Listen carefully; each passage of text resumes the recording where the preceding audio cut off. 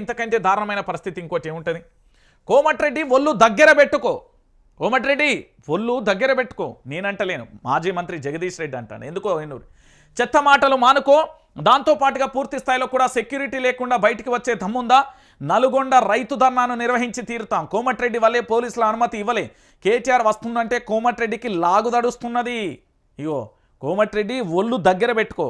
నువ్వు ఒక మంత్రిగా ఉన్నావు, ఇష్టం వచ్చినట్టుగా పిచ్చిపూతలు కారుకూతలు కుయ్యకు, మంచిగా మాట్లాడు. ఎవరియే మినిస్టర్ అన్నప్పుడు ఆ పదవికి ఆ గౌరవాన్ని తీసుకురా.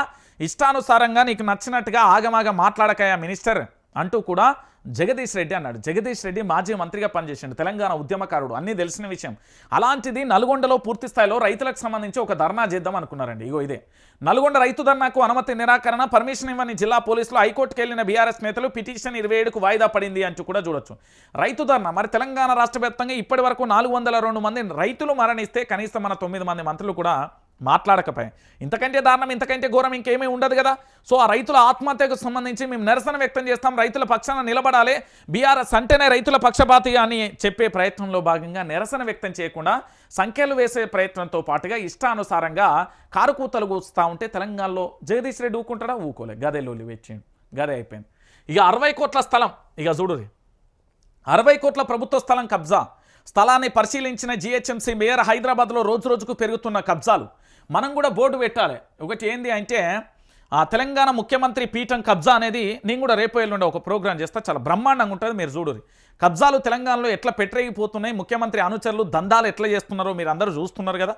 తెలంగాణ రాష్ట్ర వ్యాప్తంగా కూడా కనబడుతున్నది కదా. ఈరోజు ప్రభుత్వ భూములకు కూడా రక్షణ లేకుండా పోయింది. హైదరాబాద్లో భూ కబ్జాలు రోజు రోజుకు పెరిగిపోతున్నాయి. ఏకంగా జీహెచ్ఎంసీ పార్కునే కబ్జా చేసిల్లట. ఇది జూబ్లీహిల్స్లోని రోడ్ నెంబర్ 36లో ఉంటుంది. ఇక్కడ పూర్తి స్థాయిలో కూడా 60 కోట్ల ప్రభుత్వ భూమికే ఎసరు పెట్టి పడేసిల్లండి అండి. పార్క్ ఉండి ఆ పార్కును మొత్తం కబ్జా చేసి పడేసిల్లు. ఇంతకంటే దాన్ని ఏమంటే రేవంత్ ప్రభుత్వం వస్తే దోచుకోవడం కబ్జాలు ఇవన్నీ చేయడం మాత్రమే ఈ రేవంత్ ప్రభుత్వానికి సాధ్యం. ఇంతకంటే మించి ఏమీ లేని పరిస్థితి కనబడుతుంది. ఇక దానితో పాటుగా తెలంగాణ రాష్ట్ర వ్యాప్తంగా కూడా కమిటీలేసిలు, ఇప్పటికీ 406 మంది చనిపోయారు. దీనికి సంబంధించి కూడా చూస్తున్నాం. మొత్తానికి కమిటీ సభ్యులుగా వీళ్ళందరూ ఉన్న పరిస్థితి.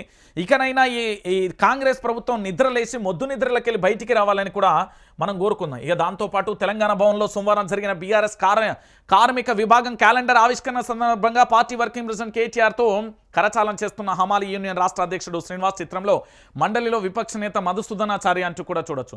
దారుణంగా పడిపోయిన భూముల ధరలు, కేసీఆర్ పాలనలో కోటి పలికిన ఎకరం, నా బిడ్డ కోటీశ్వరాలైందని సంబరపడ్డాం. ఇప్పుడు ఎకరం 70 లక్షలు అడిగేటోళ్ళు కూడా లేరు.